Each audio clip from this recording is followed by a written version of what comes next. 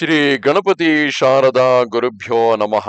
ಯತ್ರ ಯೋಗೇಶ್ವರ ಕೃಷ್ಣೋ ಯತ್ರ ಪಾರ್ಥೋ ಧನುರ್ಧರಃ ತತ್ರ ಶ್ರೀ ವಿಜಯ ಭೂತಿರ್ಧ್ರುವ ನೀತಿರ್ಮತಿರ್ಮಮ.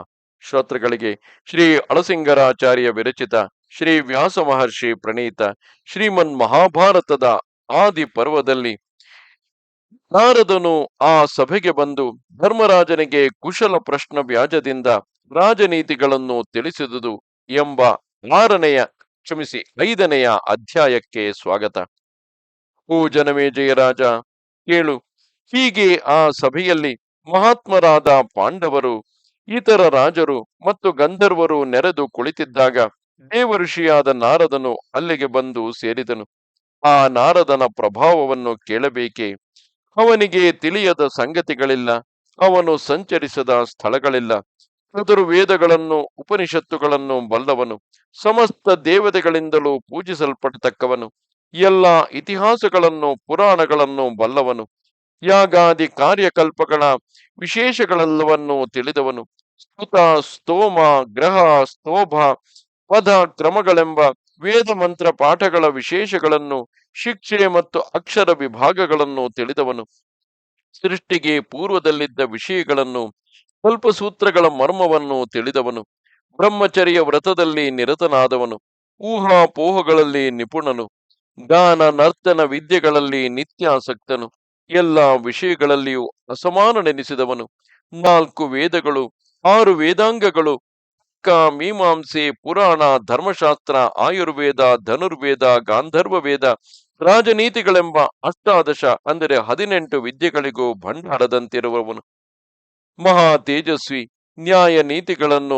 ಧರ್ಮ ತತ್ವಗಳನ್ನು ಬಲ್ಲವನು, ತನಗೆ ಮೇಲೆನಿಸಿದವನಾರೂ ಇಲ್ಲದವನು, ಕಾರ್ಯಗಳಲ್ಲಿ ಐಕ್ಯ ಸಂಯೋಗ ನಾನಾತ್ವ ಸಮವಾಯುಗಳೆಂಬ ವಿಭಾಗ ಕ್ರಮಗಳನ್ನು ಚೆನ್ನಾಗಿ ಬಲ್ಲವನು, ವಾಚಾಲತ್ವ ಧೈರ್ಯ ಬುದ್ಧಿಚಾತುರ್ಯ ಧಾರಣ ಶಕ್ತಿ ಇವುಗಳಲ್ಲಿ ಎಣೆಯಿಲ್ಲದವನು, ನಯಗಳನ್ನು ಬಲ್ಲ ಮಹಾವಿದ್ವಾಂಸನು, ದೊಡ್ಡದು ಚಿಕ್ಕದೆಂಬ ಪರಾಪರ ತಾರತಮ್ಯಗಳನ್ನು ತಿಳಿದವನು, ಪ್ರತ್ಯಕ್ಷಾದಿ ಪ್ರಮಾಣಗಳಿಂದ ವಿಷಯಗಳನ್ನು ನಿರ್ಧರಿಸತಕ್ಕವನು, ಪ್ರತಿಜ್ಞೆ ಹೇತು ಉದಾಹರಣ ಉಪನಯ ನಿಗಮನವೆಂಬ 5 ಬಗೆಯ ವಾಕ್ಯ ಗುಣದೋಷಗಳನ್ನು ಬಲ್ಲವನು, ಬೃಹಸ್ಪತಿಗಾದರೂ ಮಾತಿನಲ್ಲಿ ಸೋಲದೆ ಮಾತಿಗೆ ಮಾತು ಕೊಟ್ಟು ಸೋಲಿಸಬಲ್ಲವನು, ಧರ್ಮಾರ್ಥ ಕಾಮ ಮೋಕ್ಷಗಳೆಂಬ ಚತುರ್ವಿಧ ಪುರುಷಾರ್ಥಗಳಲ್ಲಿ ನಿಶ್ಚಯ ಜ್ಞಾನವುಳ್ಳವನು, ಈ ಬ್ರಹ್ಮಾಂಡದಲ್ಲಿರುವ ಊರ್ಧ್ವ ಅಧೋಮ ಊರ್ಧ್ವ ಅಧೋ ಮಧ್ಯಮ ಲೋಕಗಳನ್ನು ಅಂದರೆ ಮೇಲಿನ ಕೆಳಗಿನ ಮತ್ತು ನಡುವೆ ಇರುವ ಲೋಕಗಳನ್ನೆಲ್ಲ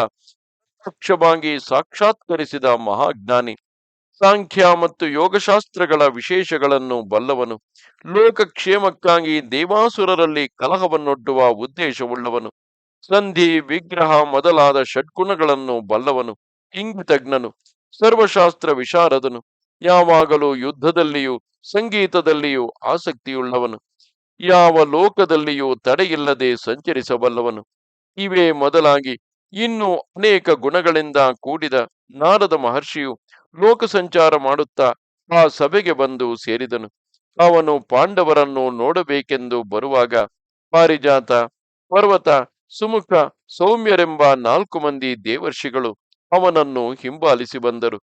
ಆ ಸಭೆಯಲ್ಲಿ ಕುಳಿತಿದ್ದ ಪಾಂಡವರನ್ನು ಕಂಡೊಡನೆ ನಾರದನು ಧರ್ಮರಾಜನನ್ನು ಜಯ ಶಬ್ದಗಳಿಂದ ಆಶೀರ್ವದಿಸಿದನು.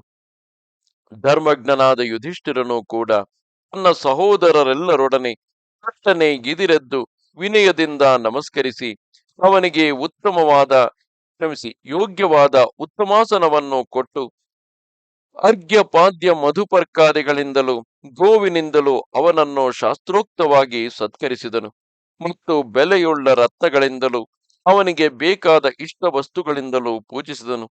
ಹೀಗೆ ಪಾಂಡವರಿಂದ ಸತ್ಕೃತನಾದ ನಾರದನು ಅವರ ಸತ್ಕಾರಗಳಿಂದ ಸಂತುಷ್ಟನಾಗಿ ಧರ್ಮ ಕಾಮಾರ್ಥಗಳಿಗೆ ಸಂಬಂಧಪಟ್ಟ ವಿಚಾರಣೆಗಳಿಂದ ಧರ್ಮರಾಜನನ್ನು ಹೀಗೆಂದು ಪ್ರಶ್ನೆ ಮಾಡುವನು. ಓ ಧರ್ಮಪುತ್ರ, ಕುಶಲವೇ? ನಿನ್ನ ರಾಜ್ಯ ಕಾರ್ಯಗಳು ಸರಿಯಾಗಿ ನಡೆಯುತ್ತಿವೆಯೇ? ನೀನು ಸಂಪಾದಿಸುವ ಧನವೆಲ್ಲವೂ ಯೋಗ್ಯ ವಿಷಯಗಳಿಗಾಗಿ ವೆಚ್ಚವಾಗುವುದಷ್ಟೇ. ನಿನ್ನ ಮನಸ್ಸು ಧರ್ಮ ವಿಚಾರದಲ್ಲಿಯೇ ಉತ್ಸಾಹಗೊಂಡಿರುವುದೇ? ನೀನು ಜೀವನ ಸುಖಗಳನ್ನು ಅನುಭವಿಸುತ್ತಿರುವೆಯಾ? ಆ ಸುಖಾನುಭವಗಳಿಂದ ನಿನ್ನ ಮನಸ್ಸು ಕಲುಷಿತವಾಗುವುದಿಲ್ಲವಷ್ಟೇ.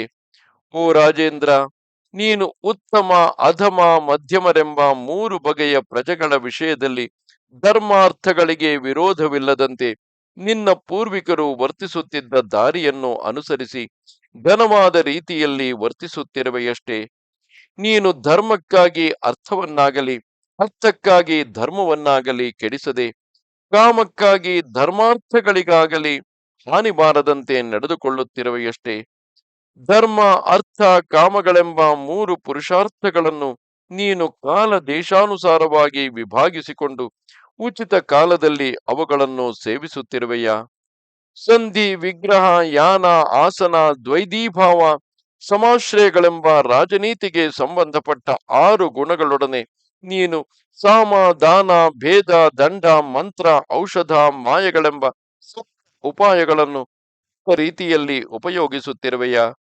ನಿನ್ನ ಮತ್ತು ಶತ್ರುಗಳ ಬಲಾಬಲವನ್ನು ಚೆನ್ನಾಗಿ ತಿಳಿದುಕೊಂಡು ಶತ್ರುವರ್ಗದ ರಾಷ್ಟ್ರ, ದುರ್ಗ, ರಥ, ಗಜ, ತುರಗ, ಪದಾತಿಗಳೆಂಬ ಚತುರಂಗಗಳು, ಅವರ ಕಡೆಯ ಅಧಿಕಾರಿಗಳು, ಅಂತಃಪುರ, ಆಹಾರ ಸಮೃದ್ಧಿ, ಅವರ ಸೈನ್ಯ ಪರಿಮಾಣ ಮತ್ತು ಅವರ ರಾಜ್ಯಾದಾಯ, ಅವರ ರಾಜ್ಯದಲ್ಲಿ ಧರ್ಮ ಪರಿಪಾಲನಾ ಕ್ರಮ, ಪಾನಶಾಲೆ ಮತ್ತು ಅವರ ಅಂತಃಶತ್ರುಗಳೆಂಬಿ 14 ನೀನು ಚೆನ್ನಾಗಿ ಪರೀಕ್ಷಿಸುತ್ತಿರುವೆಯಾ?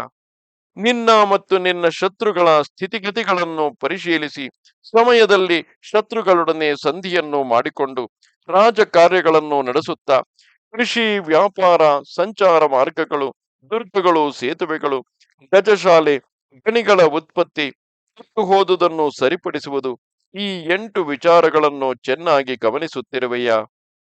ನಿನ್ನ ರಾಜ್ಯಾಂಗಗಳು ಏಳೇಳರಲ್ಲಿಯೂ ರಾಜ್ಯಾಂಗಗಳೇಳೇಳರಲ್ಲಿಯೂ ಲೋಪವೇನೂ ಇಲ್ಲವಷ್ಟೇ. ನಿನ್ನ ಕಡೆಯ ರಾಷ್ಟ್ರಾಧಿಕಾರಿ, ಸೈನ್ಯಾಧಿಕಾರಿ, ನ್ಯಾಯಾಧಿಕಾರಿ, ನಿನ್ನ ಮುಖ್ಯ ಮುಖ್ಯ ಅನುಚರರು, ಮುಖ್ಯ ಪುರೋಹಿತನು, ಪ್ರಧಾನ ವೈದ್ಯನು, ಪ್ರಧಾನ ಜ್ಯೋತಿಷ್ಯನೆಂಬಿ 7 ಮಂದಿ ಸಹಾಯಕರು ನಿನ್ನ ಶತ್ರುಗಳ ತಂತ್ರಕ್ಕೆ ಒಳಪಟ್ಟಾಗಲಿ, ತಮ್ಮ ಅಧಿಕಾರದ ಮತ್ತು ಐಶ್ವರ್ಯದ ಹೆಮ್ಮೆಯಿಂದಾಗಲಿ, ದ್ಯೂತಾದಿ ದುರ್ವ್ಯಸನಗಳಿಗೆ ಬಿದ್ದಾಗಲಿ, ತಮ್ಮ ಕಾರ್ಯಗಳಲ್ಲಿ ಉದಾಸೀನರಾಗಿಲ್ಲವಷ್ಟೇ. ಅವರೆಲ್ಲರೂ ನಿನ್ನಲ್ಲಿ ನಿಜವಾದ ಅನುರಾಗದಿಂದಿರುವರೆ. ನಿನ್ನ ಗೂಢಚಾರರಿಂದಾಗಲಿ, ನಿನ್ನಿಂದಾಗಲಿ, ನಿನ್ನ ಕಡೆಯ ಮಂತ್ರಿಗಳಿಂದಾಗಲಿ ನಿನ್ನ ರಾಜಕಾರ್ಯಾಲೋಚನೆಗಳೊಂದು ಹೊರಬೀಳುವುದಿಲ್ಲವಷ್ಟೇ. ನಿನ್ನ ಗೂಢಚಾರರು ನಡೆನುಡಿಗಳೊಂದರಲ್ಲಿಯೂ ಸಂದೇಹಕ್ಕೆ ಅವಕಾಶ ಮಾಡಿಕೊಡದಂತೆ ಇರುವರಷ್ಟೇ. ನಿನ್ನ ಮಿತ್ರರು, ಶತ್ರುಗಳು ಮತ್ತು ನಿನ್ನಲ್ಲಿ ಸಹ ಸ್ನೇಹ ದ್ವೇಷಗಳೆರಡೂ ಇಲ್ಲದ ಉದಾಸೀನರು, ಈ 3 ವರ್ಗದವರ ಕಾರ್ಯ ಪ್ರವರ್ತನೆಗಳನ್ನೆಲ್ಲ ನೀನು ಚೆನ್ನಾಗಿ ಕಂಡುಕೊಳ್ಳುತ್ತಿರುವೆಯಾ? ಶತ್ರುಗಳ ವಿಷಯದಲ್ಲಿ ಸಂಧಿ ಮಾಡಿಕೊಳ್ಳಬೇಕಾದ ಕಾಲದಲ್ಲಿ ಸಂಧಿಯನ್ನು, ವಿಗ್ರಹ ಅಂದರೆ ಯುದ್ಧವನ್ನು ನಡೆಸಬೇಕಾದ ಕಾಲದಲ್ಲಿ ಯುದ್ಧವನ್ನು ಆಯಾ ಕಾಲೋಚಿತವಾಗಿ ನಡೆಸುತ್ತಿರುವೆಯಾ?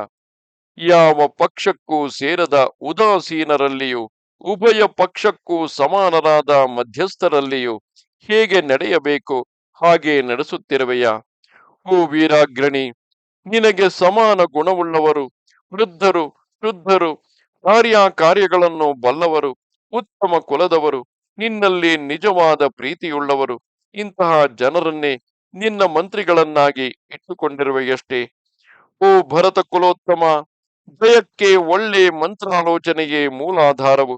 ಆದುದರಿಂದ ನಿನ್ನ ಮಂತ್ರಾಲೋಚನೆಗಳನ್ನು ರಹಸ್ಯವಾಗಿ ಇಡತಕ್ಕವರು, ಶಾಸ್ತ್ರಜ್ಞರು ಆದ ಮಂತ್ರಿಗಳಿಂದ ನಿನ್ನ ರಾಜ್ಯವು ಚೆನ್ನಾಗಿ ರಕ್ಷಿಸಲ್ಪಡುತ್ತಿರುವುದೇ. ಅಪ್ಪ ಯುಧಿಷ್ಠಿರ, ಅಂತಹ ರಾಜ್ಯಗಳಿಗೆ ಶತ್ರುಗಳಿಂದ ಎಂದಿಗೂ ಅಪಾಯವಿರದು. ನೀನು ನಿನ್ನ ರಾಜಕಾರ್ಯಗಳನ್ನು ಗಮನಿಸದೆ ನಿದ್ರಾವಶನಾಗಿ ತೂಕಡಿಸುತ್ತಿರುವುದಿಲ್ಲವಷ್ಟೇ. ಸಕಾಲದಲ್ಲಿ ಎಚ್ಚರಗೊಂಡಿರುವೆಯಷ್ಟೇ. ರಾತ್ರಿಯ ಕೊನೆಯ ಭಾಗದಲ್ಲಿ, ಅಂದರೆ ಬೆಳಗಿನ ಜಾವಗಳಲ್ಲಿ ನೀನು ಮರುದಿನಕ್ಕೆ ಸಂಬಂಧಿಸಿದ ಆರ್ಥಿಕವಾದ, ಅಂದರೆ ಹಣಕ್ಕೆ ಸಂಬಂಧಿಸಿದ ಅಕಾರ್ಯಗಳನ್ನು ಯೋಚಿಸಿ ನಿರ್ಧರಿಸಿಕೊಳ್ಳುವೆಯಷ್ಟೇ. ನಿನ್ನಷ್ಟಕ್ಕೆ ನೀನೊಬ್ಬನೇ ಆಗಲಿ ಅಥವಾ ಬಹುಜನಗಳೊಡನೆ ಕಲಿತಾಗಲಿ ನಿನ್ನ ಕಾರ್ಯಗಳನ್ನು ನಿರ್ಧರಿಸುವುದಿಲ್ಲವಷ್ಟೇ. ನಿನ್ನ ಮಂತ್ರಾಲೋಚನೆಗಳೆಲ್ಲವೂ ನಿನ್ನ ರಾಷ್ಟ್ರಗಳ ಮೊತ್ತಕ್ಕೂ ಹರಡಿದಂತೆ ಇರುವುದೇ. ಪ್ರಯತ್ನದಲ್ಲಿ ಸುಲಭವಾಗಿ ಫಲದಲ್ಲಿ ಮಹತ್ತಾಗಿರುವ ಕಾರ್ಯಗಳನ್ನೇ ನೀನು ನಿಶ್ಚಯಿಸಿಕೊಂಡು ಆದಷ್ಟು ಬೇಗನೆ ಅವುಗಳನ್ನು ಆರಂಭಿಸಿ ನಡುವೆ ವಿಘ್ನಗಳಿಗೆ ಅವಕಾಶ ಕೊಡದೆ ನಡೆಸುತ್ತಿರುವೆಯಾ? ನಿನ್ನ ದೇಶದ ವ್ಯವಸಾಯಗಾರರನ್ನೆಲ್ಲ ನೀನು ಚೆನ್ನಾಗಿ ಕಣ್ಣಿಟ್ಟು ನೋಡುತ್ತಿರುವೆಯಾ? ಅವರೆಲ್ಲರೂ ನಿನ್ನಲ್ಲಿಗೆ ನಿರ್ಭಯವಾಗಿ ಬಂದು ತಮ್ಮ ಕೋರಿಕೆಗಳನ್ನು ತಿಳಿಸುತ್ತಿರುವರಷ್ಟೇ. ಸಂದಿಗ್ಧ ಕಾರ್ಯಗಳನ್ನು ನೀನು ಸ್ವಂತವಾಗಿ ಗಮನಿಸಿ ಆಯಾ ಕೆಲಸದವರಿಗೆ ಒಪ್ಪಿಸುತ್ತಿರುವೆಯಾ? ರಾಜನಿಗೆ ಇಂತಹ ಕೃಷಿ ವಾಣಿಜ್ಯಾದಿಗಳಲ್ಲಿ ಸಾಕ್ಷಾತ್ತಾಗಿ ಸಂಬಂಧವಿರಬೇಕಾದುದೇ ರಾಜ್ಯೋನ್ನತಿಗೆ ಮುಖ್ಯ ಕಾರಣವು. ರಾಜೇಂದ್ರ, ಆಪ್ತರು, ಧನಲೋಭವಿಲ್ಲದವರು, ಕುಲಕ್ರಮಾಗತವಾಗಿ ಬಂದವರು ಆದ ಜನರನ್ನೇ ನೀನು ಆಯಾ ಕಾರ್ಯಗಳಲ್ಲಿ ನಿಯಮಿಸುತ್ತಿರುವೆಯಾ? ರಾಜ, ನೀನು ಆರಂಭಿಸಿದ ಕಾರ್ಯಗಳು ಪೂರ್ಣವಾದ ಮೇಲೆ ಅಥವಾ ಸ್ವಲ್ಪ ಹೆಚ್ಚು ಕಡಿಮೆಯಾಗಿ ತೀರಿದ ಮೇಲೆಯೇ ಇತರರಿಗೆ ತಿಳಿಯುತ್ತಿರುವುದಷ್ಟೇ. ನಿನ್ನ ಯಾವ ಕಾರ್ಯ ಪ್ರಯತ್ನಗಳಾದರೂ ಅವು ಪೂರ್ಣವಾಗಿ ಮುಗಿಯುವುದಕ್ಕೆ ಮೊದಲು ಬೇರೆ ಯಾರಿಗೂ ತಿಳಿಯದೆ ರಹಸ್ಯದಲ್ಲಿ ಇರುವುದಷ್ಟೇ. ಧರ್ಮಗಳಲ್ಲಿಯೂ ಸಮಸ್ತ ಶಾಸ್ತ್ರಗಳಲ್ಲಿಯೂ ನಿಪುಣರಾದ ಉಪಾಧ್ಯಾಯರ ಮೂಲಕವಾಗಿ ನಿನ್ನ ಕಡೆಯ ರಾಜಕುಮಾರರು, ಯೋಧ ಮುಖ್ಯರು ಶಿಕ್ಷೆ ಕೊಡಲ್ಪಡುತ್ತಿರುವರಷ್ಟೇ. 1000 ಮಂದಿ ಮೂರ್ಖರನ್ನು ಕೊಟ್ಟು ಒಬ್ಬ ಪಂಡಿತನನ್ನು ಬೆಲೆಗೆ ಕೊಂಡುಕೊಳ್ಳಬಹುದು. ಕಾರ್ಯ ಸಂಕಟಗಳಲ್ಲಿ ಅಂತಹ ಪಂಡಿತನೇ ಕ್ಷೇಮವನ್ನು ಉಂಟು ಮಾಡಬಲ್ಲನು. ಅಂತಹ ಪಂಡಿತರನ್ನು ನೀನು ಸಂಪಾದಿಸುತ್ತಿರುವೆಯಷ್ಟೇ. ನಿನ್ನ ದುರ್ಗಗಳೆಲ್ಲವೂ ಧನಧಾನ್ಯಗಳಿಂದಲೂ, ಆಯುಧಗಳಿಂದಲೂ, ಶಿಲ್ಪಿಗಳಿಂದಲೂ, ಧನುರ್ಧಾರಿಗಳಿಂದಲೂ, ಯಂತ್ರಗಳಿಂದಲೂ, ಜಲ ಸಮೃದ್ಧಿಯಿಂದಲೂ ತುಂಬಿರುವವೇ. ಓ ಧರ್ಮಪುತ್ರ, ರಾಜನಿಗೆ ಮಂತ್ರಿಯ ಬಲವೇ ಬಲವು. ಬುದ್ಧಿಶಾಲಿಯೂ ಶೂರನೂ ಜಿತೇಂದ್ರಿಯನೂ ಸಮರ್ಥನೂ ಆದ ಒಬ್ಬ ಮಂತ್ರಿಯಿದ್ದರೂ ಕೂಡ ಅವನು ತನ್ನ ರಾಜನಿಗೂ ರಾಜಕುಮಾರರಿಗೂ ಉತ್ತಮ ಸಂಪತ್ತನ್ನು ತಂದು ಕೊಡಿಸಬಲ್ಲನು. ಅಂತಹ ಮಂತ್ರಿಯು ನಿನ್ನಲ್ಲಿ ಇರುವನೇ. ಒಬ್ಬರನ್ನೊಬ್ಬರು ತಿಳಿಯದಂತಿರುವ 3 ಮಂದಿ ಗೂಢಚಾರರ ಮೂಲಕವಾಗಿ ಶತ್ರುಪಕ್ಷದ 18 ತೀರ್ಥಗಳನ್ನು, ಅಂದರೆ ಅಧಿಕಾರ ವರ್ಗದವರನ್ನು, ಸ್ವಪಕ್ಷದ 15 ತೀರ್ಥಗಳನ್ನು ನೀನು ಆಗಾಗ ತಿಳಿದುಕೊಳ್ಳುತ್ತಿರುವೆಯಾ? ಇಲ್ಲಿ ಶತ್ರುಪಕ್ಷದ 18 ತೀರ್ಥಗಳು ಹಾಗೂ ಸ್ವಪಕ್ಷದ 15 ತೀರ್ಥಗಳು ಎಂದರೆ ಮುಖ್ಯವಾಗಿ ಮಂತ್ರಿ, ಪುರೋಹಿತಶ್ಚೈವ, ಯುವರಾಜ, ಶಮೂಪತಿ, ಅಂದರೆ ಶಮೂಪತಿ, ಪಂಚಮ ದ್ವಾರಪಾಲಕ, ಕಾರಾಗಾರಾಧಿಕಾರಿ ಚ, ಹಾಗೂ ಪ್ರವೇಶ ನಗರಾಧ್ಯಕ್ಷ, ಕಾರ್ಯನಿರ್ಮಾಣ ತಥಾ ಧರ್ಮಾಧ್ಯಕ್ಷ, ಸಭಾಧ್ಯಕ್ಷ, ದಂಡಪಾಲ, ದುರ್ಗಪಾಲ, ರಾಷ್ಟ್ರಾಂತ ಪಾಲಕ ಹಾಗೂ ಅಟವಿ ಪಾಲಕ, ಅಂದರೆ ಅಡವಿ ಕಾಡುಗಳನ್ನು ಪಾಲಿಸುವವನು. ಈ ರೀತಿಯಾಗಿ ಇವರಲ್ಲಿ ಮೊದಲನೆಯ 3 ಮಂತ್ರಿ, ಪುರೋಹಿತ ಹಾಗೂ ಯುವರಾಜ, ಈ 3 ಸ್ವಪಕ್ಷದವರು. ಈ 3 ಮೇಲೆ ಗೂಢಚರ್ಯೆಯನ್ನು ಮಾಡಬಾರದು. ಶತ್ರು ಪಕ್ಷದಲ್ಲಿ ಈ 3 ಮಂತ್ರಿ, ಪುರೋಹಿತ, ಯುವರಾಜನು ಸೇರಿದಂತೆ ಇತರರೆಲ್ಲರನ್ನೂ ಸೇರಿ ಅವರು ಏನೇನು ಮಾಡುತ್ತಿರುವರು ಇದನ್ನು ಆಗಾಗ ತಿಳಿದುಕೊಳ್ಳುತ್ತಿರುವೆಯಾ? ಶತ್ರುಗಳಿಗೆ ನಿನ್ನ ರಹಸ್ಯಗಳನ್ನು ತಿಳಿಯಗೊಡಿಸದೆ ಅವರ ನಂಬಿಕೆಗೆ ಪಾತ್ರನಾಗಿಯೇ ಇದ್ದು ಯಾವಾಗಲೂ ಆ ಶತ್ರುಗಳ ಸ್ಥಿತಿಗತಿಗಳನ್ನು ರಹಸ್ಯವಾಗಿ ತಿಳಿದುಕೊಳ್ಳುತ್ತಿರುವೆಯಾ? ವಿನೀತನು ಅನೇಕ ವಿಚಾರಗಳನ್ನು ಓದಿ ಅಥವಾ ಕೇಳಿ ಬಲ್ಲ ಬಹುಶ್ರುತನು, ಅಸೂಯಾರಹಿತನು, ಮೇಲೆ ಮೇಲೆ ವಿಷಯಗಳನ್ನು ಪ್ರಶ್ನೆ ಮಾಡಿ ತಿಳಿಸತಕ್ಕವನು, ಕುಲೀನನು ಆದ ಪುರೋಹಿತನನ್ನು ನೀನು ಸತ್ಕರಿಸಿ ನಿನ್ನಲ್ಲಿ ಇಟ್ಟುಕೊಂಡಿರುವೆಯಾ? ಮತ್ತು ಶಾಸ್ತ್ರ ವಿಧಿಗಳನ್ನೆಲ್ಲ ತಿಳಿದು ಬುದ್ಧಿವಂತನು, ರುಜು ಸ್ವಭಾವವುಳ್ಳವನು ಆದ ಅಂತಹ ಪುರೋಹಿತನು ಅಗ್ನಿ ಕಾರ್ಯಗಳಲ್ಲಿ ನಿಯುಕ್ತನಾಗಿ ಆಯಾ ಕಾಲದಲ್ಲಿ ಹುತ ಮಾಡಿದುದನ್ನು, ಮುಂದೆ ಹೋಮ ಮಾಡಬೇಕಾದುದನ್ನು ಸಕಾಲಕ್ಕೆ ನಿನಗೆ ತಿಳಿಸುತ್ತಿರುವನಷ್ಟೇ. ವೇದಾಂಗಗಳನ್ನೆಲ್ಲ ತಿಳಿದವನು, ಗ್ರಹ ನಕ್ಷತ್ರ ಗತಿಗಳನ್ನು ಬಲ್ಲವನು, ಎಲ್ಲ ಉತ್ಪಾದಗಳಿಗೂ ಪರಿಹಾರೋಪಾಯಗಳನ್ನು ಹೇಳಬಲ್ಲವನು ಆದ ಒಳ್ಳೆ ಬುದ್ಧಿಶಾಲಿಯಾದ ಜ್ಯೋತಿಷ್ಯನು ನಿನ್ನಲ್ಲಿ ಇರುವನೇ. ನಿನ್ನ ಸೇವಕರಲ್ಲಿ ಉತ್ತಮ, ಅಧಮ, ಮಧ್ಯಮರನ್ನು ವಿವೇಚನೆಯಿಂದ ತಿಳಿದು ಉತ್ತಮರನ್ನು ಉತ್ತಮ ಕಾರ್ಯಗಳಿಗೂ, ಮಧ್ಯಮರನ್ನು ನಡುತರದ ಕಾರ್ಯಗಳಿಗೂ, ಕೀಳುತರದವರನ್ನು ಕೀಳುತರದ ಕಾರ್ಯಗಳಿಗೂ ನಿಯಮಿಸುತ್ತಿರುವೆಯಷ್ಟೇ. ಉಪಧಾ ಶುದ್ಧರೆಂದರೆ ದಾನ ಭೇದಾದಿ ಉಪಾಯಗಳಿಂದ ಪರೀಕ್ಷಿಸಲ್ಪಟ್ಟು ಅವೊಂದಕ್ಕೂ ಒಳಗಾಗದ ಶುದ್ಧರು ಮತ್ತು ಪಿತಾಮಹ ಪರಂಪರೆಯಾಗಿ ಬಂದವರು ಆದ ಉತ್ತಮ ಮಂತ್ರಿಗಳನ್ನೇ ನೀನು ದೊಡ್ಡ ಕಾರ್ಯಗಳಲ್ಲಿ ನಿಯೋಗಿಸುತ್ತಿರುವೆಯಷ್ಟೇ. ನೀನು ಕ್ರೂರ ಶಾಸನಗಳಿಂದ ಪ್ರಜೆಗಳಿಗೆ ಭೀತಿ ಹುಟ್ಟಿಸುವುದಿಲ್ಲವಷ್ಟೇ. ಮಂತ್ರಿಗಳು ನಿನ್ನ ರಾಜ್ಯವನ್ನು ಸರಿಯಾಗಿ ಆಳುತ್ತಿರುವರೆ. ಕರ್ಮ ಭ್ರಷ್ಟರಾದ ಪತಿತರು ಕರ್ಮಶೀಲರನ್ನು, ಸ್ತ್ರೀಯರು ಮೇಲೆ ಬಿದ್ದು ಬರುವ ಕಾಮಾತುರರನ್ನು ಅವಮಾನಗೊಳಿಸುವಂತೆ ಮಂತ್ರಿಗಳು ನಿನ್ನನ್ನು ಅವಮಾನಗೊಳಿಸುತ್ತಿಲ್ಲವಷ್ಟೇ. ಶೌರ್ಯ ಧೈರ್ಯ ಉತ್ಸಾಹಗಳುಳ್ಳವನು, ಬುದ್ಧಿಶಾಲಿಯು, ಶುದ್ಧನು, ದೊಡ್ಡ ಕುಲದಲ್ಲಿ ಹುಟ್ಟಿದವನು, ನಿನ್ನಲ್ಲಿ ನಿಜವಾದ ಅನುರಾಗವುಳ್ಳವನು, ಸಮರ್ಥನು ಆದವನು ನಿನ್ನ ಸೇನಾಧಿಪತ್ಯದಲ್ಲಿ ಇರುವನೆ. ನಿನ್ನ ಸೈನ್ಯದಲ್ಲಿರುವ ಪ್ರಧಾನ ವೀರರು ಎಲ್ಲಾ ತರದ ಯುದ್ಧಗಳಲ್ಲಿಯೂ ನೈಪುಣ್ಯವುಳ್ಳವರಾಗಿ, ಎಂತಹ ಯುದ್ಧಕ್ಕೂ ಹಿಂಜರಿಯದವರಾಗಿ, ಒಳ್ಳೆ ಪರಾಕ್ರಮಿಗಳು, ಪರಿಶುದ್ಧರು ಆಗಿರುವರಷ್ಟೇ. ಅವರನ್ನೆಲ್ಲ ನೀನು ಬಹುಮಾನಿಸಿ ಸತ್ಕರಿಸುತ್ತಿರುವೆಯಾ?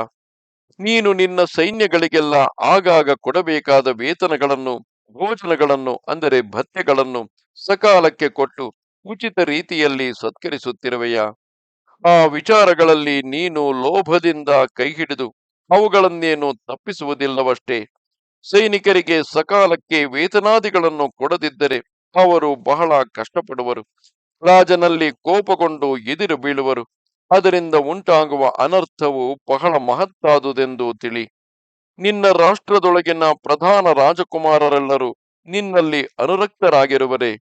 ಅವರೆಲ್ಲರೂ ನಿನಗಾಗಿ ಯುದ್ಧದಲ್ಲಿ ತಮ್ಮ ಪ್ರಾಣಗಳನ್ನಾದರೂ ಒಪ್ಪಿಸುವುದಕ್ಕೆ ಸಿದ್ಧರಾಗಿರುವರೆ. ನಿನ್ನ ಕಡೆಯವರಲ್ಲಿ ಯಾವನು ದುರಾಶೆಯಿಂದ ತಾನೊಬ್ಬನೇ ಅನೇಕ ವಿಷಯಗಳಲ್ಲಿ ತಲೆ ಎಕ್ಕಿ ನಿನ್ನ ಮಾತನ್ನು ಕೇಳದೆ ಕಾರ್ಯಗಳಲ್ಲಿ ತನ್ನ ಇಷ್ಟ ಬಂದಂತೆ ಪ್ರವರ್ತಿಸುವುದಿಲ್ಲವಷ್ಟೇ. ನಿನ್ನ ಸೇವಕರಲ್ಲಿ ಯಾವನಾದರೂ ಒಬ್ಬನು ತನ್ನ ಸಾಮರ್ಥ್ಯದಿಂದ ಒಳ್ಳೆ ಕಾರ್ಯಗಳನ್ನು ನಡೆಸಿದಾಗ ಅವಕ್ಕೆ ನಿನ್ನಿಂದ ಅನೇಕ ಸತ್ಕಾರಗಳನ್ನು, ಸಂಬಳವನ್ನು, ಭೋಜನಾದಿಗಳನ್ನು ಪಡೆಯುತ್ತಿರುವನೆ. ವಿದ್ಯಾವಂತರು, ವಿನೀತರು, ಜ್ಞಾನಿಗಳು, ಗುಣವಂತರು ಆದ ಜನರನ್ನು ನೀನು ಅವರವರ ಯೋಗ್ಯತೆಗೆ ತಕ್ಕಂತೆ ದಾನ ಮಾನಾದಿಗಳಿಂದ ಆಧರಿಸುತ್ತಿರುವೆಯಾ?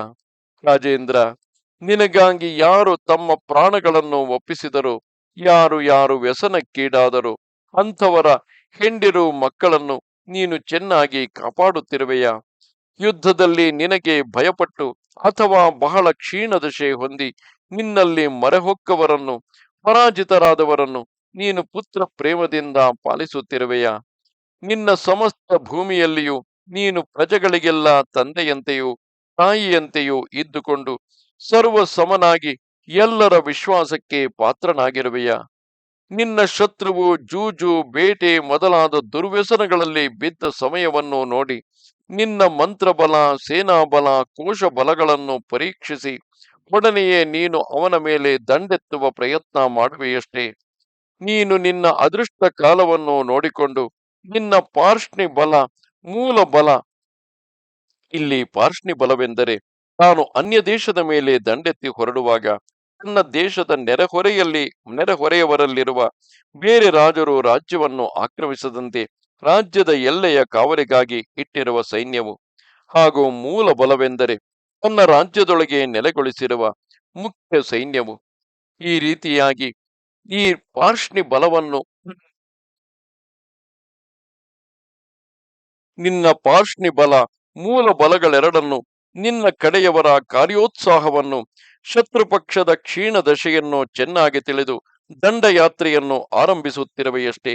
ಮೊದಲು ನಿನ್ನ ಸ್ವದೇಶದಲ್ಲಿರುವ ಸೈನ್ಯಕ್ಕೆ ವೇತನಾದಿಗಳನ್ನು ಕೊಟ್ಟು ಸಂತೋಷಗೊಳಿಸುತ್ತಾ ಆಮೇಲೆ ಪರರಾಷ್ಟ್ರದ ಮುಖ್ಯ ಸೇನಾಧಿಕಾರಿಗಳಿಗೂ ಅವರವರ ಕೋರಿಕೆಗೆ ತಕ್ಕಂತೆ ಬೆಲೆಯುಳ್ಳ ಉತ್ತಮ ವಸ್ತುಗಳನ್ನು ರಹಸ್ಯವಾಗಿ ಕೊಟ್ಟು ಸಂತೋಷಗೊಳಿಸುತ್ತಿರುವೆಯಷ್ಟೇ. ಮೊದಲು ನಿನ್ನನ್ನು ನೀನು ಜಯಿಸಿಕೊಂಡು ಅಂದರೆ ಜಿತೇಂದ್ರಿಯನಾಗಿದ್ದು ಆಮೇಲೆ ನಿನ್ನ ಇತರ ಶತ್ರುಗಳಲ್ಲಿ ಎಚ್ಚರ ತಪ್ಪಿದವರು, ಜಿತೇಂದ್ರಿಯರಲ್ಲದವರು ಆದವರನ್ನು ಜಯಿಸಲು ಪ್ರಯತ್ನಿಸುತ್ತಿರುವೆಯಷ್ಟೇ. ನೀನು ಶತ್ರುಗಳ ಮೇಲೆ ದಂಡೆತ್ತಿ ಹೊರಡುವುದಕ್ಕೆ ಮೊದಲು ಕ್ರಮವಾಗಿ ಸಾಮ, ದಾನ, ಭೇದ, ದಂಡಗಳೆಂಬ ಉಪಾಯಗಳನ್ನು ಯಥಾರೀತಿಯಾಗಿ ಪ್ರಯೋಗಿಸುತ್ತಿರುವೆಯಾ? ಮೊದಲು ನೀನು ನಿನ್ನ ಮೂಲ ಸ್ಥಾನವನ್ನು ಭದ್ರಪಡಿಸಿಕೊಂಡು ಆಮೇಲೆ ಶತ್ರುಗಳನ್ನು ಜಯಿಸಲು ಹೋಗುವೆಯಷ್ಟೇ. ನೀನು ದಂಡೆತ್ತಿ ಹೊರಟ ಮೇಲೆ ಹೇಗಾದರೂ ಶತ್ರುಗಳನ್ನು ಜಯಿಸುವುದಕ್ಕೆ ಪ್ರಯತ್ನಿಸಿ ನಿನ್ನಿಂದ ಪರಾಜಿತರಾದವರನ್ನು ಚೆನ್ನಾಗಿ ರಕ್ಷಿಸುತ್ತಿರುವೆಯ. ಮೂಲಬಲ, ಭೃತ್ಯಬಲ, ಮಿತ್ರಬಲ, ಆಟವಿಕ ಬಲವೆಂಬ 4 ಬಗೆಯ ವಿಭಾಗಗಳುಳ್ಳ ನಿನ್ನ ಸೈನ್ಯದಲ್ಲಿ ರಥ, ಗಜ, ತುರಗ, ಪದಾತಿಗಳು, ಸೇನಾಪತಿಗಳು, ಕೆಲಸಗಾರರು, ಗೂಢಚಾರರು, ದೇಶ ಪ್ರಧಾನರು ಎಂಬಿ ಅಷ್ಟಾಂಗಗಳು ಸರಿಯಾಗಿದ್ದು ಒಳ್ಳೆ ಸೇನಾಪತಿಗಳಿಂದ ಚೆನ್ನಾಗಿ ನಡೆಸಲ್ಪಡುತ್ತಾ ಅದು ಶತ್ರು ನಿಗ್ರಹದಲ್ಲಿ ಸಮರ್ಥವಾಗಿರುವುದೇ. ನಿನ್ನ ಶತ್ರು ರಾಷ್ಟ್ರದಲ್ಲಿ ಧಾನ್ಯಗಳನ್ನು ಕೊಯ್ಯುವ ಮತ್ತು ಕೊಯ್ದ ಧಾನ್ಯಗಳನ್ನು ಸಂಗ್ರಹಿಸಿಡುವ ಕಾಲಗಳನ್ನು ನೋಡುತ್ತಿದ್ದು ಆ ಸಮಯವನ್ನು ಬಿಡದೆ ನೀನು ದಂಡೆತ್ತಿ ಶತ್ರುಗಳನ್ನು ನಿಗ್ರಹಿಸುತ್ತಿರುವೆಯಷ್ಟೇ. ನಿನ್ನ ದೇಶದಲ್ಲಿಯೂ ಪರದೇಶದಲ್ಲಿಯೂ ನಿನ್ನಿಂದ ನಿಯಮಿಸಲ್ಪಟ್ಟ ಅಧಿಕಾರಿಗಳು ಅನೇಕರಿದ್ದುಕೊಂಡು ಅಲ್ಲಲ್ಲಿನ ಕಾರ್ಯಗಳನ್ನು ಅನ್ಯೋನ್ಯ ಸಹಕಾರದಿಂದ ಜರುಗಿಸುತ್ತಾ ಒಬ್ಬರನ್ನೊಬ್ಬರು ಕಾಪಾಡಿಕೊಳ್ಳುತ್ತಿರುವರೆ. ನಿನ್ನ ಭೋಜನ ಪದಾರ್ಥಗಳನ್ನು, ನೀನು ಮೈಮೇಲೆ ಧರಿಸತಕ್ಕ ವಸ್ತ್ರ ಚಂದನಾದಿಗಳನ್ನು, ನೀನು ಅಘ್ರಾಣಿಸತಕ್ಕ ಸುಗಂಧ ದ್ರವ್ಯಗಳನ್ನು, ಅವುಗಳಲ್ಲಿ ವಿಷ ಸಂಬಂಧವೇನೂ ಇಲ್ಲದ ಹಾಗೆ ನಿನಗೆ ಒಳ್ಳೆ ನಂಬಿಕೆಗೆ ಪಾತ್ರರಾದವರೇ ನೋಡಿಕೊಳ್ಳುತ್ತಿರುವರಷ್ಟೇ. ನಿನ್ನ ಬೊಕ್ಕಸ, ಧಾನ್ಯಶಾಲೆ, ವಾಹನಗಳು, ಗೃಹ, ನಗರ ದ್ವಾರಗಳು, ಆಯುಧಗಳು, ನಿನ್ನ ವರಮಾನಗಳು ಇವುಗಳನ್ನೆಲ್ಲ ನಿನ್ನಿಂದ ಶ್ರೇಯಸ್ಸನ್ನು ಪಡೆದು ನಿನ್ನಲ್ಲಿ ಭಕ್ತಿಯುಳ್ಳವರೇ ನೋಡಿಕೊಳ್ಳುತ್ತಿರುವರಷ್ಟೇ. ನಿನ್ನ ಬಾಹ್ಯಾಭ್ಯಂತರ ಸೇವಕರಿಂದ ಎಂದರೆ ಸೈನಿಕರು ಮೊದಲಾದ ಹೊರಗಿನ ಸೇವಕರಿಂದಲೂ ಅಡಿಗೆಯವರು ಮುಂತಾಗಿ ಒಳಗಿನ ಸೇವಕರಿಂದಲೂ ನಿನಗಾಗಲಿ ನಿನ್ನ ಕಡೆಯ ಇತರ ಜನರಿಂದ ಅವರಿಗಾಗಲಿ ಹಾನಿ ಬಾರದಂತೆ ಅವರೆಲ್ಲರ ವಿಷಯದಲ್ಲಿ ಎಚ್ಚರಗೊಂಡಿರುವೆಯ. ಜೂಜು, ಪಾನ, ಬೇಟೆ, ಸ್ತ್ರೀಯರು ಮುಂತಾದ ವ್ಯಸನಗಳಲ್ಲಿ ನಿನಗಾಗುವ ದುಂದುಗಾರಿಕೆಯ ವೆಚ್ಚವನ್ನು ಪ್ರತಿದಿನವೂ ಬೆಳಗಿನ ಹೊತ್ತು ನಿನ್ನ ಧರ್ಮಾನುಷ್ಠಾನ ಕಾಲದಲ್ಲಿ ಸೇವಕರು ಬಂದು ನಿನಗೆ ತಿಳಿಸದಿರುವರಷ್ಟೇ. ನಿನ್ನ ಆದಾಯದಲ್ಲಿ ಅರ್ಧ ಪಾಲು, ಕಾಲು ಪಾಲು ಅಥವಾ ಮುಕ್ಕಾಲು ಪಾಲಿಗಿಂತ ನಿನ್ನ ವೆಚ್ಚವು ಮೀರಿ ಹೋಗುವುದಿಲ್ಲವಷ್ಟೇ. ನೀನು ಆಗಾಗ ದೀನ ದಶೆಯಲ್ಲಿರುವ ಬಂಧುಗಳನ್ನು, ಗುರುಗಳನ್ನು, ವೃದ್ಧರನ್ನು, ವರ್ತಕರನ್ನು, ಕೈಗಾರಿಕೆಯವರನ್ನು, ಆಶ್ರಿತರನ್ನು ಧನಧಾನ್ಯಗಳಿಂದ ತೃಪ್ತಿಗೊಳಿಸುತ್ತಿರುವೆಯಷ್ಟೇ. ನಿನ್ನ ಆದಾಯಗಳ ಲೆಕ್ಕವನ್ನು ನೋಡುವುದಕ್ಕಾಗಿ ನೇಮಿಸಲ್ಪಟ್ಟಿರುವ ಗಣಕರು, ಲೇಖಕರು ಮುಂತಾದ ಉದ್ಯೋಗಸ್ಥರೆಲ್ಲರೂ ಪ್ರತಿದಿನವೂ ಬೆಳಿಗ್ಗೆ ನಿನ್ನ ಆದಾಯ ವ್ಯಯಗಳನ್ನು ಕುರಿತು ನಿನಗೆ ತಿಳಿಸುತ್ತಿರುವರಷ್ಟೇ. ಕಾರ್ಯ ಸಮರ್ಥರಾಗಿಯೂ ನಿನಗೆ ಹಿತೈಷಿಗಳಾಗಿಯೂ ಇರುವ ಸೇವಕರನ್ನು ನೀನು ತಪ್ಪೇನೂ ಇಲ್ಲದೆ ಕೆಲಸದಿಂದ ತಪ್ಪಿಸುವುದಿಲ್ಲವಷ್ಟೇ. ನೀನು ಜನರಲ್ಲಿ ಉತ್ತಮ, ಅಧಮ, ಮಧ್ಯಮರನ್ನು ಪರಿಶೀಲಿಸಿ ಅವರವರಿಗೆ ಅನುಗುಣವಾದ ಕಾರ್ಯಗಳಲ್ಲಿ ಅವರವರನ್ನು ನಿಯಮಿಸುತ್ತಿರುವೆಯ. ಲೋಭಿಗಳು, ಚೌರ್ಯ ಸ್ವಭಾವವುಳ್ಳವರು, ನಿನ್ನಲ್ಲಿ ದ್ವೇಷ ಸ್ವಭಾವವುಳ್ಳವರು, ನಡವಳಿಕೆಗಳನ್ನು ಚೆನ್ನಾಗಿ ತಿಳಿದವರು ನಿನ್ನ ಕಾರ್ಯಗಳಲ್ಲಿ ತಲೆಯೆಕ್ಕುವುದಿಲ್ಲವಷ್ಟೇ. ಚೋರರು, ಲುಬ್ಧರು, ಬಾಲರು, ಸ್ತ್ರೀಯರು ನಿನ್ನ ರಾಜಕಾರ್ಯಗಳಲ್ಲಿ ತಲೆಯೆಕ್ಕಿ ಅದರಿಂದ ಪ್ರಜೆಗಳಿಗೆ ಬಾಧೆಯುಂಟಾಗುವುದಕ್ಕೆ ನೀನು ಅವಕಾಶ ಮಾಡಿಕೊಡುವುದಿಲ್ಲವಷ್ಟೇ. ನಿನ್ನ ರಾಜ್ಯದಲ್ಲಿ ವ್ಯವಸಾಯಗಾರರೆಲ್ಲರೂ ತುಷ್ಟಿ ಹೊಂದಿರುವರೆ. ನಿನ್ನ ದೇಶದಲ್ಲಿ ವಿಸ್ತಾರವಾದ ಕೆರೆ ಕೊಳಗಳಿದ್ದು ಅವೆಲ್ಲವೂ ಜಲ ಸಮೃದ್ಧಿಯಿಂದ ಕೂಡಿ ಎಲ್ಲಾ ಸ್ಥಳಗಳಿಗೂ ಸರಿಯಾದ ಹಂಚಿಕೆಯಿಂದ ವಿಭಾಗಿಸಲ್ಪಟ್ಟಿರುವುದೇ. ನಿನ್ನ ದೇಶದಲ್ಲಿ ಮಳೆಯ ನೀರನ್ನೇ ನಂಬಿ ನಡೆಸಬೇಕಾದ ಕೃಷಿ ಇಲ್ಲವಷ್ಟೇ. ನಿನ್ನ ದೇಶದ ಕೃಷಿ, ವಾಣಿಜ್ಯ, ಗೋರಕ್ಷಣೆ, ಧನ ವ್ಯವಹಾರ ಇವೆಲ್ಲವೂ ಒಳ್ಳೆ ಸಾಧುಗಳಿಂದ ಚೆನ್ನಾಗಿ ನಡೆಸಲ್ಪಡುವವೇ. ಅಪ್ಪ ಯುಧಿಷ್ಠಿರ, ಮುಖ್ಯವಾಗಿ ಈ ಮೇಲೆ ಹೇಳಿದ ವ್ಯಾಪಾರಗಳಿಂದಲೇ ದೇಶವು ವೃದ್ಧಿಗೆ ಬರಬೇಕು. ಅದರಿಂದಲೇ ಪ್ರಜೆಗಳು ಸೌಖ್ಯವನ್ನು ಹೊಂದುವರು. ಓ ರಾಜ, ನಿನ್ನ ದೇಶದ ಪ್ರತಿ ಗ್ರಾಮದಲ್ಲಿಯೂ ಒಳ್ಳೆ ಶೂರರು, ಬುದ್ಧಿವಂತರು ಆದ 5 ಮಂದಿ ಉದ್ಯೋಗಸ್ಥರು ಅಂದರೆ ಮುಖ್ಯಾಧಿಕಾರಿಯೊಬ್ಬನು, ತೆರಿಗೆಗಳನ್ನು ತೆಗೆಯುವವನು, ವಿವಾದಗಳನ್ನು ತೀರಿಸಿ ಸಮಾಧಾನಗೊಳಿಸತಕ್ಕವನು, ಲೆಕ್ಕವನ್ನು ಬರೆದಿಡತಕ್ಕವನು, ದುಷ್ಟರನ್ನು ಕಂಡುಹಿಡಿದು ಶಿಕ್ಷಿಸತಕ್ಕವನು. ಈ 5 ಮಂದಿಯು ಅನ್ಯೋನ್ಯ ಸಹಕಾರದಿಂದ ಕೆಲಸ ಮಾಡುತ್ತಾ ನಿನ್ನ ದೇಶವನ್ನು ವೃದ್ಧಿಗೊಳಿಸುತ್ತಿರುವರೆ. ನಿನ್ನ ರಾಷ್ಟ್ರದ ನಗರಗಳನ್ನು ರಕ್ಷಿಸುವುದಕ್ಕಾಗಿ ಸುತ್ತಿನ ಗ್ರಾಮಗಳು ನಗರಗಳಂತೆಯೂ ಗ್ರಾಮದ ಸುತ್ತಮುತ್ತಿನ ಪ್ರದೇಶಗಳು ಗ್ರಾಮಗಳಂತೆಯೂ ಮೇಲೆ ಮೇಲೆ ವೃದ್ಧಿಗೆ ತರಲ್ಪಡುತ್ತಿರುವವೆ. ನಿನ್ನ ದೇಶದಲ್ಲಿ ಕಳ್ಳರನ್ನು ನಿಗ್ರಹಿಸುವುದಕ್ಕಾಗಿ ಏರ್ಪಟ್ಟ ಉದ್ಯೋಗಸ್ಥರು ತಮ್ಮೊಡನೆ ಸೈನ್ಯಗಳನ್ನು ತೆಗೆದುಕೊಂಡು ಸಮ ವಿಷಮ ಪ್ರದೇಶಗಳೊಳಗೂ ಪಟ್ಟಣಗಳೊಳಗೂ ಸಂಚರಿಸುತ್ತಿರುವರೆ. ನೀನು ಸ್ತ್ರೀಯರನ್ನು ಪ್ರೇಮದಿಂದ ನಡೆಸುತ್ತಿರುವೆಯ, ಆದರೆ ಅವರನ್ನು ನಂಬಿ ಯಾವ ರಹಸ್ಯವನ್ನು ಹೇಳದಿರುವೆಯಷ್ಟೇ. ನೀನು ಕಾಲ ವಿಳಂಬಕ್ಕೆ ಯೋಗ್ಯವಲ್ಲದ ಏನಾದರೂ ಅಪಾಯ ಸಂಭವಗಳನ್ನು ಕಂಡೊಡನೆ ಕೇಳಿದೊಡನೆ ಅದರ ಫಲಾಫಲಗಳನ್ನೆಲ್ಲ ಪರ್ಯಾಲೋಚಿಸಿ ಆಮೇಲೆ ಅಂತಃಪುರದೊಳಗೆ ಹೋಗಿ ಬರೀ ಸಂತೋಷಾನುಭವದಿಂದ ನಿದ್ರಿಸುವುದಿಲ್ಲವಷ್ಟೇ. ನೀನು ಪ್ರತಿದಿನವೂ ರಾತ್ರಿಯಲ್ಲಿ ಮೊದಲು 2 ಜಾಮಗಳವರೆಗೆ ಮಾತ್ರ ಸುಖನಿದ್ರೆಯನ್ನು ಅನುಭವಿಸಿ ಮೂರನೆಯ ಅಂದರೆ ಕೊನೆಯ ಜಾಮವು ಆರಂಭಿಸುವ ಕಾಲದಲ್ಲಿ ಎಚ್ಚರಗೊಂಡು ಧರ್ಮಾರ್ಥಗಳನ್ನು ಚಿಂತಿಸುತ್ತಿರುವೆಯ. ಓ ಪಾಂಡುಕುಮಾರ, ನೀನು ಪ್ರತಿದಿನವೂ ಸಕಾಲಕ್ಕೆ ಎಚ್ಚರಗೊಂಡು ದೇಹಾಲಂಕಾರಗಳನ್ನು ಮಾಡಿಕೊಂಡು ಕಾಲಜ್ಞರಾದ ಮಂತ್ರಿಗಳೊಡಗೂಡಿ ಪ್ರಜೆಗಳಿಗೆ ದರ್ಶನವನ್ನು ಕೊಡುತ್ತಿರುವೆಯ. ಕೆಂಪಾದ ಉಡುಪುಗಳನ್ನು ಧರಿಸಿ ಖಡ್ಗಪಾಣಿಗಳಾಗಿ ಒಳ್ಳೆ ಅಲಂಕೃತರಾದ ಭಟರು ನಿನ್ನ ದೇಹ ರಕ್ಷಣೆಗಾಗಿ ಯಾವಾಗಲೂ ನಿನ್ನನ್ನು ಸುತ್ತಿ ಮುತ್ತಿರುವರಷ್ಟೇ. ಯಾರನ್ನು ಶಿಕ್ಷಿಸಬೇಕು, ಯಾರನ್ನು ಪೂಜಿಸಬೇಕು, ಆ ತಾರತಮ್ಯವನ್ನು ಪ್ರತ್ಯೇಕವಾಗಿ ವಿಭಾಗಿಸಿ ತಿಳಿದು ಅವರು ಮಿತ್ರರಾಗಲಿ ಶತ್ರುಗಳಾಗಲಿ ಅವರ ವಿಷಯದಲ್ಲಿ ಯಮನಂತೆ ನೀನು ಸಮವರ್ತಿಯಾಗಿ ನಡೆಯುವೆಯಷ್ಟೇ. ಶಾರೀರಿಕ ಬಾಧೆಗಳನ್ನು ಔಷಧ ಪಥ್ಯಗಳಿಂದಲೂ ಮಾನಸಿಕ ಬಾಧೆಗಳನ್ನು ದೊಡ್ಡವರ ಆಶ್ರಯದಿಂದಲೂ ನೀನು ಆಗಾಗಲೇ ನಿವಾರಿಸುತ್ತಿರುವೆಯಷ್ಟೇ.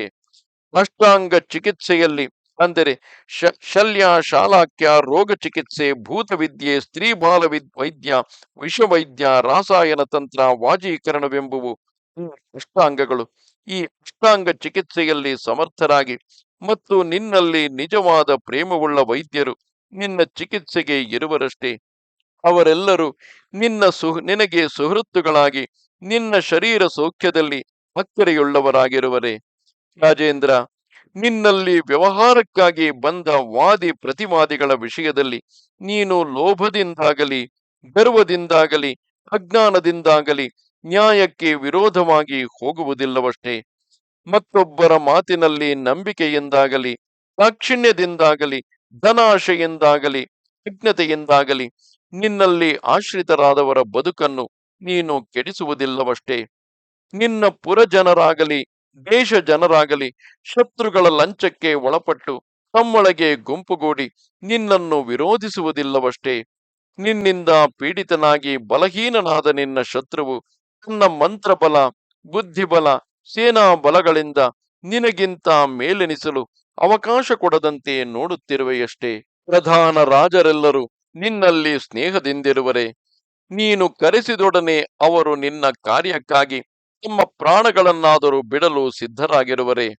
ನಿನಗೆ ಸಮಸ್ತ ವಿದ್ಯೆಗಳಲ್ಲಿಯೂ ಅವುಗಳ ಗುಣಕ್ಕೆ ತಕ್ಕ ಗೌರವ ಬುದ್ಧಿ ಇರುವುದಷ್ಟೇ. ಸಾಧುಗಳಾದ ಬ್ರಾಹ್ಮಣರ ವಿಷಯದಲ್ಲಿ ನೀನು ಅವರ ಗುಣಕ್ಕೆ ತಕ್ಕ ಗೌರವವನ್ನು ತೋರಿಸುತ್ತಿರುವೆಯ. ನಿನ್ನ ಶ್ರೇಯೋಭಿವೃದ್ಧಿಗಾಗಿ ಮಹರ್ಷಿಗಳನ್ನು ಪೂಜಿಸುತ್ತಿರುವೆಯ. ಸ್ವರ್ಗ ಮೋಕ್ಷಗಳಿಗೆ ಕಾರಣಗಳಾದ ನಿತ್ಯ ದಕ್ಷಿಣೆಗಳನ್ನು ನೀನು ಅವರಿಗೆ ಸಲ್ಲಿಸುತ್ತಿರುವೆಯ.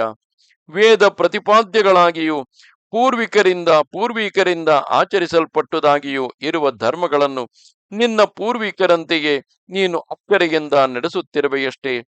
ನಿನ್ನ ಮನೆಗೆ ಬಂದ ಬ್ರಾಹ್ಮಣರಿಗೆ ಮೃಷ್ಟಾನ್ನ ಭೋಜನಗಳನ್ನು ನೀನೇ ಪ್ರತ್ಯಕ್ಷವಾಗಿದ್ದು ನಡೆಸುತ್ತಾ ಅವರನ್ನು ದಕ್ಷಿಣೆಗಳಿಂದ ಸಂತೋಷಪಡಿಸುತ್ತಿರುವೆಯ. ವಾಜಪೇಯ, ಪೌಂಡರೀಕ ಮೊದಲಾದ ಯಾಗಗಳನ್ನೆಲ್ಲ ನೀನು ದೃಢ ಮನಸ್ಸಿನಿಂದಲೂ ಭಕ್ತಿಯಿಂದಲೂ ನಡೆಸುತ್ತಿರುವೆಯ. ಪ್ರತಿದಿನವೂ ನಿನ್ನ ಬಂಧುಗಳನ್ನು, ಗುರುಗಳನ್ನು, ವೃದ್ಧರನ್ನು, ದೇವತೆಗಳನ್ನು, ಮಹರ್ಷಿಗಳನ್ನು, ಪ್ರಧಾನವಾದ ಅಶ್ವತ್ಥಾದಿ ಪುಣ್ಯ ವೃಕ್ಷಗಳನ್ನು, ಬ್ರಾಹ್ಮಣರನ್ನು ನಮಸ್ಕರಿಸುತ್ತಿರುವೆಯ. ನೀನು ಮತ್ತೊಬ್ಬರನ್ನು ದುಃಖಕ್ಕಾಗಲಿ ಕೋಪಕ್ಕಾಗಲಿ ನಿಷ್ಕಾರಣವಾಗಿ ಗುರಿ ಮಾಡುವುದಿಲ್ಲವಷ್ಟೇ. ಜನಗಳು ಮಂಗಳ ದ್ರವ್ಯಗಳನ್ನು ಕೈಯಲ್ಲಿಟ್ಟುಕೊಂಡು ನಿನ್ನ ಪಕ್ಕದಲ್ಲಿ ಯಾವಾಗಲೂ ಇರುತ್ತಿರುವರೆ. ನಿನ್ನ ಬುದ್ಧಿಯು ನಡವಳಿಕೆಯು ಧರ್ಮಾರ್ಥ ಕಾಮಗಳಿಗೂ ಯಶಸ್ಸಿಗೂ ದೀರ್ಘಾಯಸ್ಸಿಗೂ ಕಾರಣವಾದ ಮಾರ್ಗದಲ್ಲಿ ವರ್ತಿಸುತ್ತಿರುವುದಷ್ಟೇ. ಇಂತಹ ಬುದ್ಧಿಯುಳ್ಳವರಿಗೆ ಎಂದಿಗೂ ರಾಜ್ಯವು ಕೈಬಿಟ್ಟು ಹೋಗದು. ಅಂತಹ ರಾಜನು ಭೂಮಿಯನ್ನೆಲ್ಲ ಜಯಿಸಿ ಮೇಲೆ ಮೇಲೆ ಅಭಿವೃದ್ಧಿ ಹೊಂದುತ್ತಾ ಸುಖದಿಂದಿರುವನು.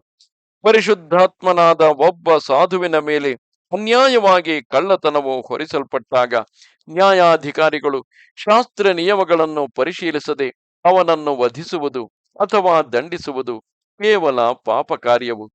ನಿನ್ನ ಕಡೆಯ ಅಧಿಕಾರಿಗಳು ಇಂತಹ ದುರ್ನೀತಿಯಲ್ಲಿ ಪ್ರವರ್ತಿಸುವುದಿಲ್ಲವಷ್ಟೇ.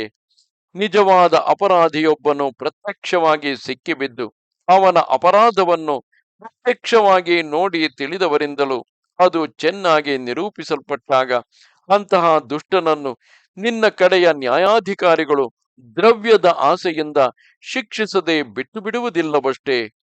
ಓ ಪಾರ್ಥ, ಅಂದರೆ ಇಲ್ಲಿ ಪ್ರಥೆಯ ಮಗನಾದಂತಹ ಯುಧಿಷ್ಠಿರನನ್ನು ಕುರಿತು ಹೇಳುತ್ತಿರುವುದು. ಬಡವನಿಗೂ ಭಾಗ್ಯವಂತನಿಗೂ ಒಂದು ವ್ಯವಹಾರವು ಸಂಭವಿಸಿದಾಗ ನಿನ್ನ ಕಡೆಯ ನ್ಯಾಯಾಧಿಕಾರಿಗಳು ಧನವಂತನಲ್ಲಿರುವ ಹಣದ ಗೌರವಕ್ಕಾಗಿ ಅನ್ಯಾಯದ ತೀರ್ಮಾನಕ್ಕೆ ಪ್ರವರ್ತಿಸುವುದಿಲ್ಲವಷ್ಟೇ. ಮಹಾರಾಜ, ನಾಸ್ತಿಕತೆ, ಸುಳ್ಳು, ಕೋಪ, ಅಜಾಗರೂಕತೆ, ಕಾರ್ಯಗಳಲ್ಲಿ ವಿಳಂಬ ಮಾಡುವುದು, ತಿಳಿದವರಲ್ಲಿ ಕಲೆಯದಿರುವುದು, ಸೋಮಾರಿತನ, ಪಂಚೇಂದ್ರಿಯಗಳ ಭೋಗಕ್ಕೆ ವಶನಾಗುವುದು, ಒಬ್ಬನೇ ಕುಳಿತು ಕಾರ್ಯಾಲೋಚನೆಗಳನ್ನು ಮಾಡುವುದು, ಕಾರ್ಯಜ್ಞರಲ್ಲದವರಲ್ಲಿ ಆಲೋಚನೆ ಮಾಡುವುದು, ನಿಶ್ಚಿಂತವಾದ ಕಾರ್ಯವನ್ನು ಆರಂಭಿಸದೆ ಕಾಲ ಕಳೆಯುವುದು, ಮಂತ್ರಾಲೋಚನೆಗಳನ್ನು ರಹಸ್ಯವಾಗಿಡದೆ ಹೊರಗೆ ಬಿಡುವುದು, ಮಂಗಳ ಕಾರ್ಯಾದಿಗಳನ್ನು ಮಾಡಿಸದಿರುವುದು, ಎಂಥವರಿಗಾದರೂ ಇದಿರೆದ್ದು ಮರ್ಯಾದೆ ಮಾಡದಿರುವುದು, ಇವು 14 ರಾಜರನ್ನು ಕೆಡಿಸತಕ್ಕ ದೋಷಗಳು. ಈ ದೋಷಗಳೆಲ್ಲವನ್ನು ನೀನು ಬಿಟ್ಟಿರುವೆಯಷ್ಟೇ. ರಾಜ್ಯದಲ್ಲಿ ಸ್ಥಿರವಾಗಿ ಬೇರೂರಿದ ರಾಜರು ಕೂಡ ಇಂತಹ ದೋಷಗಳಿಂದ ಪ್ರಾಯಕವಾಗಿ ಕೆಟ್ಟು ಹೋಗುವರು. ರಾಜೇಂದ್ರ, ನಿನ್ನ ವೇದಾಧ್ಯಯನಗಳು, ನಿನ್ನ ಧನವು, ನಿನ್ನ ಭಾರ್ಯೆಯರು, ನಿನ್ನ ಶಾಸ್ತ್ರ ಶ್ರವಣವು ನಿನ್ನಲ್ಲಿ ಸಫಲವಾಗಿರುವುದಷ್ಟೇ ಎಂದನು. ಆಗ ಯುಧಿಷ್ಠಿರನು ನಾರದ ಮುನಿಯನ್ನು ನೋಡಿ, ಓ ಮಹರ್ಷಿ, ವೇದಗಳು ಸಫಲವಾಗುವುದೆಂದರೇನು? ಧನಕ್ಕೆ ಸಾಫಲ್ಯವು ಹೇಗೆ? ಪತ್ನಿಯರು ಸಫಲರಾಗುವುದು ಹೇಗೆ? ಮತ್ತು ಶಾಸ್ತ್ರ ಶ್ರವಣಕ್ಕೆ ಸಾಫಲ್ಯವಾವುದು ಎಂದನು. ಅದಕ್ಕೆ ನಾರದನು, ಓ ಧರ್ಮಪುತ್ರ, ಕೇಳು. ವೇದಗಳಿಗೆ ಅಗ್ನಿಹೋತ್ರಗಳೇ ಫಲವು, ಸಂಪಾದಿಸಿದ ಹಣಕ್ಕೆ ದಾನ ಭೋಗಗಳೇ ಫಲವು, ಕೈ ಹಿಡಿದ ಪತ್ನಿಯರಿಗೆ ರತಿಸೌಖ್ಯವು ಮತ್ತು ಸಂತಾನವು ಫಲಗಳು, ಶಾಸ್ತ್ರ ಶ್ರವಣಗಳಿಗೆ ಉತ್ತಮವಾದ ನಡತೆಯೇ ಫಲವು ಎಂದನು. ಓ ಜನಮೇಜಯ ರಾಜ, ನಾರದನು ಹೀಗೆಂದು ಹೇಳಿದ ಮೇಲೆ ತಿರುಗಿ ಯುಧಿಷ್ಠಿರನನ್ನು ಕುರಿತು, ಓ ಧರ್ಮರಾಜ, ಲಾಭಕ್ಕಾಗಿ ದೂರ ದೇಶಗಳಿಂದ ನಿನ್ನ ದೇಶಕ್ಕೆ ಬರುವ ವರ್ತಕರಲ್ಲೆಲ್ಲ ನಿನ್ನ ದೇಶದ ಸುಂಕದವರು ಉಚಿತವಾದ ಸುಂಕವನ್ನು ತೆಗೆಯುತ್ತಿರುವರಷ್ಟೇ. ನಿನ್ನ ಪಟ್ಟಣದಲ್ಲಿಯೂ ದೇಶದಲ್ಲಿಯೂ ಇರತಕ್ಕ ವರ್ತಕರು ಒಳ್ಳೆಯ ಗೌರವಸ್ಥರಾಗಿದ್ದು ಮರೆ ಮೋಸಗಳೇನೂ ಇಲ್ಲದೆ ಹೊರಗಿನಿಂದ ಸರಕುಗಳನ್ನು ತರಿಸುತ್ತಿರುವರೆ. ಧರ್ಮಗಳನ್ನು ಬಲ್ಲ ವೃದ್ಧರು ಧರ್ಮಾರ್ಥಯುಕ್ತವಾಗಿ ಹೇಳುವ ಮಾತುಗಳನ್ನು ನೀನು ಗಮನಿಸಿ ಕೇಳುತ್ತಿರುವೆಯಷ್ಟೇ. ನಿನ್ನ ದೇಶದ ಕೃಷಿ, ಗೋರಕ್ಷಣ, ಫಲಪುಷ್ಪಗಳ ಬೆಳವಣಿಗೆ ಮುಂತಾದವುಗಳಲ್ಲಿ ಲಭಿಸಿದುದನ್ನು, ಹಾಲು, ಜೇನುತುಪ್ಪ ಮುಂತಾದವುಗಳನ್ನು ಬ್ರಾಹ್ಮಣರಿಗೆ ಧರ್ಮಾರ್ಥವಾಗಿಯೇ ಕೊಡುತ್ತಿರುವೆಯ? ಮತ್ತು ನಿನ್ನ ದೇಶದ ಶಿಲ್ಪಿಗಳಿಗೆ ಬೇಕಾದ ಸಾಧನ ಸಾಮಗ್ರಿಗಳನ್ನು, ಅವರ ಜೀವಿಕೆಗಾಗಿ ದ್ರವ್ಯವನ್ನು ಮೊದಲು 4 ತಿಂಗಳವರೆಗೆ ಸಾಕಾಗುವಷ್ಟನ್ನಾದರೂ ನೀನು ಒದಗಿಸಿಕೊಟ್ಟು ಅವರನ್ನು ಪ್ರೋತ್ಸಾಹಿಸುತ್ತಿರುವೆಯಷ್ಟೇ. ನೀನು ಅವರವರು ಮಾಡಿದ ಕೆಲಸವನ್ನು ಸಾಕ್ಷಾತ್ತಾಗಿ ನೋಡುತ್ತಿರುವೆಯ? ಮಾಡಿದ ಕೆಲಸವು ತೃಪ್ತಿಕರವಾಗಿದ್ದಾಗ ಅವರನ್ನು ಪ್ರಶಂಸೆ ಮಾಡುತ್ತಿರುವೆಯ? ಮತ್ತು ಅವರನ್ನು ಸಜ್ಜನರ ಸಭೆಯಲ್ಲಿ ಕೊಂಡಾಡಿ ಅವರ ಕೆಲಸಕ್ಕೆ ತಕ್ಕ ಬಹುಮಾನವನ್ನು ಕೊಟ್ಟು ಸತ್ಕರಿಸುವೆಯ? ಓ ಭರತ ಶ್ರೇಷ್ಠ, ರಾಜನಾದ ನೀನು ಎಲ್ಲ ರಾಜ್ಯಸೂತ್ರಗಳನ್ನು ನಿನ್ನ ಕೈಯಲ್ಲಿಟ್ಟುಕೊಂಡು ನಡೆಸುತ್ತಿರುವೆಯ? ಅದರಲ್ಲಿಯೂ ಮುಖ್ಯವಾಗಿ ಆನೆಗಳು, ಕುದುರೆಗಳು, ರಥಗಳು, ಇವುಗಳಿಗೆ ಸಂಬಂಧಪಟ್ಟ ಸೂತ್ರಗಳು ನಿನ್ನ ಕೈಯಲ್ಲಿಯೇ ಇರುವವೆ. ಮತ್ತು ಧನುರ್ವೇದ ಯಂತ್ರಸೂತ್ರಗಳೆರಡು ನಿನ್ನ ಮನೆಯಲ್ಲಿ ಚೆನ್ನಾಗಿ ಶಿಕ್ಷಿಸಲ್ಪಡುತ್ತಿರುವುದೇ? ಎಲ್ಲ ಅಸ್ತ್ರಗಳು, ಬ್ರಹ್ಮದಂಡವೆಂದು ಕರೆಯಲ್ಪಡುವ ಅಭಿಚಾರಕ ಮಂತ್ರಸಿದ್ಧಿಯು, ಅಂದರೆ ಶೂನ್ಯ ಅಥವಾ ಮಾಟದ ಮಂತ್ರಗಳು, ಶತ್ರುಗಳನ್ನು ನಾಶಗೊಳಿಸತಕ್ಕ ವಿಷ ಪ್ರಯೋಗಗಳೆಲ್ಲವೂ ನಿನಗೆ ಚೆನ್ನಾಗಿ ತಿಳಿದಿರುವವೆ. ನೀನು ನಿನ್ನ ದೇಶವನ್ನೆಲ್ಲ ಅಗ್ನಿ ಭಯ, ಸರ್ಪ ಭಯ, ರೋಗ ಭಯ, ರಾಕ್ಷಸ ಪಿಶಾಚಾದಿ ಭಯಗಳಿಲ್ಲದಂತೆ ಕಾಪಾಡುತ್ತಿರುವೆಯ? ರಾಜ, ನೀನು ನಿನ್ನ ದೇಶದಲ್ಲಿರುವ ಕುಂಟರು, ಕುರುಡರು, ಮೂಗರು, ಅಂಗಹೀನರು, ಅಸಹಾಯಕರು ಮನೆ ಮಠಗಳಿಲ್ಲದ ಸನ್ಯಾಸಿಗಳು, ಇವರನ್ನೆಲ್ಲ ನಿನ್ನ ತಂದೆಯಂತೆ ಭಾವಿಸುತ್ತಾ ಕಾಪಾಡುತ್ತಾ ಬರುವೆಯ. ನಿದ್ರೆ, ಆಲಸ್ಯ, ಭಯ, ಕೋಪ, ಮೃದುತ್ವ, ಕಾರ್ಯಗಳನ್ನು ವಿಳಂಬಿಸುವುದೆಂಬಿ ಅನರ್ಥಕಾರಿಗಳಾದ 6 ದೋಷಗಳನ್ನು ನೀನು ದೂರ ಮಾಡಿರುವೆಯಷ್ಟೇ ಎಂದನು. ಆಗ ಯುಧಿಷ್ಠಿರನು ಬ್ರಾಹ್ಮಣೋತ್ತಮನೆನಿಸಿದ ಆ ನಾರದನ ಪಾದಗಳನ್ನು ಹಿಡಿದು ನಮಸ್ಕರಿಸಿ, ದೇವಸ್ವರೂಪಿಯಾದ ಆ ನಾರದನನ್ನು ನೋಡಿ, ಓ ಮಹಾತ್ಮ, ನೀನು ಹೇಳಿದಂತೆಯೇ ಎಲ್ಲವನ್ನೂ ನಡೆಸುವೆನು. ನಿನ್ನ ಉಪದೇಶಗಳಿಂದ ನನ್ನ ಬುದ್ಧಿಯು ಈಗ ಎಷ್ಟು ಪರಿಪಾಕವನ್ನು ಹೊಂದಿತು ಎಂದು ಹೇಳಿ, ಅದು ಮೊದಲು ನಾರದನು ಹೇಳಿದ ರಾಜನೀತಿಯಲ್ಲಿ ಬಹಳ ಎಚ್ಚರಗೊಂಡಿದ್ದನು. ಓ ಜನಮೇಜಯ ರಾಜ, ತಿರುಗಿ ನಾರದನು ಯುಧಿಷ್ಠಿರನನ್ನು ಕುರಿತು, ಎಲೈ ಭಾರತೋತ್ತಮನೇ, ಯಾವ ರಾಜನು ಮೇಲೆ ಹೇಳಿದಂತೆ ನೀತಿಪರನಾಗಿದ್ದು ಚಾತುರ್ವರ್ಣ್ಯವನ್ನು ರಕ್ಷಿಸುತ್ತಿರುವನು, ಅವನು ಇಹಲೋಕದಲ್ಲಿ ಜೀವಾವಧಿ ಸೌಖ್ಯದಿಂದಿದ್ದು ಆಮೇಲೆ ಇಂದ್ರ ಸಾಲೋಕ್ಯವನ್ನು ಹೊಂದುವನು ಎಂದನು. ಇದು 5ನೆಯ ಅಧ್ಯಾಯವು. ನಮಸ್ತೆ ಶಾರದೆ ದೇವಿ ಕಾಶ್ಮೀರ ಪುರವಾಸಿನಿ, ತ್ವಾಮಹಂ ಪ್ರಾರ್ಥಯೇ ನಿತ್ಯಂ, ವಿದ್ಯಾದಾನಂಚ ದೇಹಿಮೆ. ನಮಸ್ಕಾರ.